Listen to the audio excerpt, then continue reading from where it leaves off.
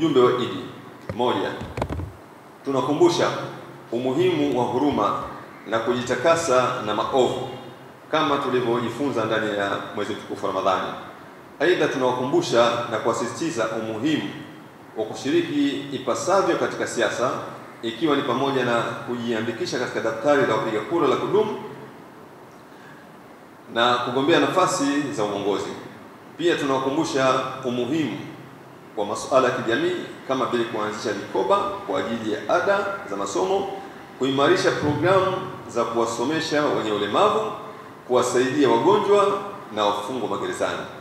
Tunatoa wito kwa Bunge la Jamhuri ya Muungano wa Tanzania lizifute sheria zote kandamizi zilizomo katika mfumo wa sheria wa Tanzania.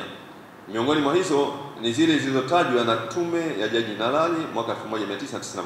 Ndugu zangu, kubwa zaidi ni haya tuliyozungumza hapa, ya kuwapongeza Waislamu na kuwataka baada ya mfungo wa Ramadhani basi waishi katika yale ambayo walijifundisha, na mengi yamezungumzwa ndani yake. Kuna mambo ya utu, binadamu, kujali na kadhalika, lakini vile vile tumeelezwa hapa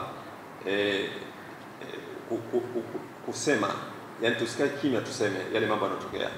Kushiriki siasa ni jambo la msingi sana, sote tunatakiwa tushiriki, tujiandikishe kwenye daftari la kupiga kura, kwa sababu ukijiandikisha ndio unapata fursa ya kutumia ile haki yako.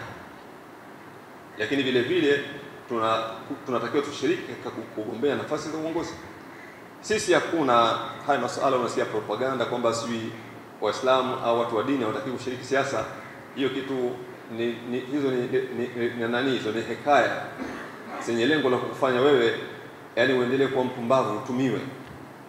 Kushiriki siasa ni haki ya msingi, anaweza kashiriki mtu yoyote yule, iwe ni kwenye udiwani, ubunge, awe shekhe, awe nani, awe padri, wote wanaweza kushiriki siasa. Kwa hivyo haya ni katika mambo ambayo ya msingi ambayo tunatakiwa tuyajue, na tumeona tukumbushane katika fursa hii ya baraza la Idi.